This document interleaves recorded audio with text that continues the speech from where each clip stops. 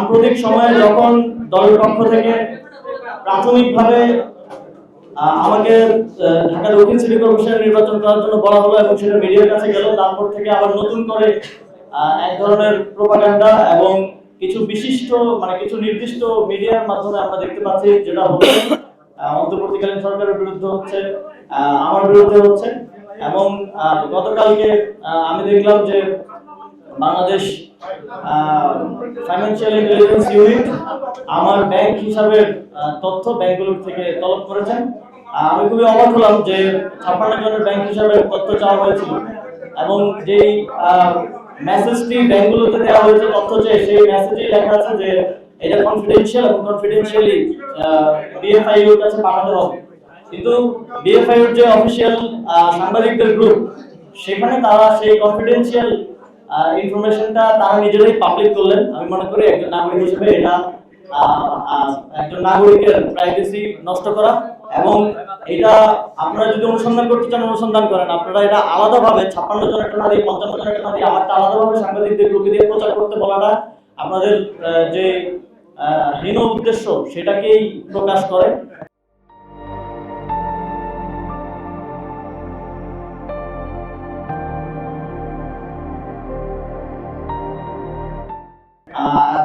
সুতরাং শুধু অনুসন্ধানের বাইরেও আপনাদের এক ধরনের ক্যারেক্টার অ্যাসাসিনেশনের যে উদ্দেশ্য আছে সেটা স্পষ্ট হয়। তো যাই হোক, আমি সেই জায়গা থেকে আমি মনে করলাম যে ইতিমধ্যেই আমি যখন সরকার থেকে পদত্যাগ করি তখন মন্ত্রিপরিষদ বিভাগের কাছে আমার আয় ও সম্পদের সম্পূর্ণ বিবরণী আমি পেশ করে এসেছি। এবং তারপরেও যেহেতু আবার এগুলো নিয়ে কথা উঠলো এবং জল করার চেষ্টা করা হচ্ছে, তখন আমি মনে করলাম যে আমার ব্যাংক হিসাব এবং আমার পরিবারের সকলের ব্যাংক হিসাব জনগণের জন্য উন্মুক্ত করে দেওয়া প্রয়োজন, যাতে করে এই বিষয়গুলো নিয়ে কেউ কোনো ধরনের বিভ্রান্তি তৈরি করতে না পারে। আমি স্টেটমেন্ট পাবলিশ করব, কিন্তু পরবর্তীতে ভাবলাম যে আমার পরিবারের সকলের ব্যাংক অ্যাকাউন্টের হিসাব সহ উন্মুক্ত করি, যাতে এই বিষয়গুলো নিয়ে আর কোনো প্রশ্ন অবশিষ্ট না থাকে। আমি একটু আমার ফ্যামিলির যেই ব্যাংক হিসাব গুলো আছে সেগুলোর একটু সামারি যাই, তারপর আমার ব্যাংক অ্যাকাউন্টগুলোর ব্যাপারে ডিটেইলস দিব। এই সবগুলো স্টেটমেন্ট আপনাদেরকে আমাদের যে গ্রুপ আছে সেই গ্রুপের সফট কপিগুলো আপনাদেরকে সেখানে প্রোভাইড করা হবে, সেখানে আপনারা আরো বিস্তারিত দেখে নিতে পারবেন। এখন আমি সামারিলি বলছি, যেহেতু অনেকগুলো অ্যাকাউন্ট। আমার বাবার 5টা অ্যাকাউন্ট আছে, এর মধ্যে salary account, active account, savings account এবং কারেন্ট অ্যাকাউন্ট রয়েছে। তার মধ্যে 5টি অ্যাকাউন্ট মিলে মোট ক্রেডিট আছে 5,47,711 টাকা। কিন্তু আমার বাবার সার্ভিস লোন আছে, তিনি যেহেতু শিক্ষক, তিনি 10 লাখ টাকার একটা সার্ভিস লোন নিয়েছিলেন, যেটা প্রতি মাসে কেটে ওনার স্যালারি থেকে কেটে নেওয়া হয়। সার্ভিস লোন এখনো পেমেন্ট বাকি আছে 6,39,746 টাকা। সুতরাং যা ক্রেডিট আছে সেটা যদি বাদ দিই আমরা, তাহলে তিনি এখনো 82,035 টাকার মতো দেনায় আছেন আর কি। আর আমার মায়ের একটা অ্যাকাউন্ট আছে, সেখানে 21,154 টাকা আছে। আমার স্ত্রীর একটা অ্যাকাউন্ট আছে, সেখানে 613 টাকা আছে।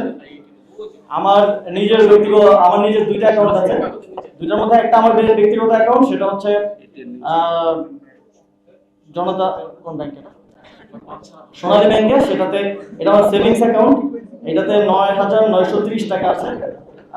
আর আরেকটা হচ্ছে আমার স্যালারি অ্যাকাউন্ট, যেটা আমার গভর্নমেন্টে থাকা অবস্থায় স্যালারি সহ গভর্নমেন্টের আরো যেই টিএডিএ সহ যেই লেনদেন, সেটা এই অ্যাকাউন্টের মাধ্যমে হতো। এই অ্যাকাউন্টে আমি একটু ডিটেইলস বলে রাখি, আমি 16 মাস দায়িত্বে ছিলাম। 16 মাসের স্যালারি 1,65,000 করে গড়ে স্যালারি এবং ভাতা সহ এর আশেপাশে কম বেশি করেছিল। এবং আমি 5টি বিদেশ সফরে গিয়েছিলাম। বিদেশ সফরের যে টিএডিএ বিল সরকারের পক্ষ থেকে দেয় আপনারা জানেন, সেটাও এই অ্যাকাউন্টে এসেছে। সেটা করে 4-5 লাখ 6-7 লাখ টাকা করে হবে 5টি বিদেশ সফরের। এর বাইরেও দেশের সরকার থেকে আরো বিভিন্ন খাতে বিভিন্ন যে ভাতা সব মিলিয়ে এই অ্যাকাউন্টে